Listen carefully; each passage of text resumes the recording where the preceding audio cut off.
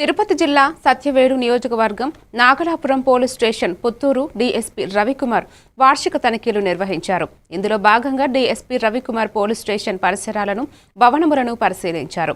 అనంతరం గంజాయి రవాణా వినియోగంపై ప్రత్యేక నిఘా ఏర్పాటు చేసి గంజాయి కట్టడికి ప్రత్యేక చర్యలు తీసుకోవాలని ఎస్ఐ సునీల్కు సూచించారు. ఈ కార్యక్రమంలో Satyavedu CIM Murali Naidu, SI Sunil, SI Ravi, Shanmugam, తోటి సిబ్బంది పాల్గొన్నారు. ప్రతి సంవత్సరము చివరిలో ప్రతి పోలీస్ స్టేషన్, నా సబ్ డివిజన్లో పోలీస్ స్టేషన్లన్నీ ఇన్స్పెక్షన్ చేయడం జరుగుతుంది. అందులో భాగంగానే ఈరోజు నాగలాపురం పోలీస్ స్టేషన్ కూడా తనిఖీ చేయడం జరిగింది.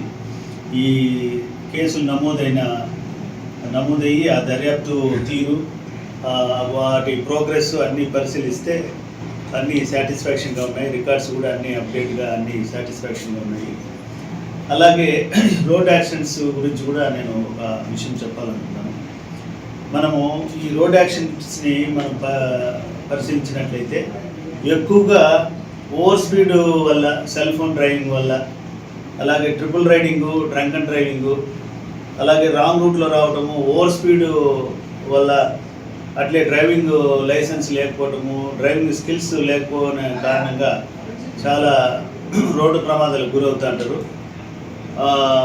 గమనించినట్లయితే ఎక్కువ తల భాగానికి గాయాలయ్యి చనిపోవటం పెట్రోల్ ఏమని అంటే అది వాళ్ళ రక్షణ కోసమే ఈ చర్య తీసుకోవటం జరుగుతుంది. మరో రకంగా వాళ్ళు భావించకుండా అందరూ తప్పకుండా హెల్మెట్ ధరించాలని కోరుతా ఉన్నాను.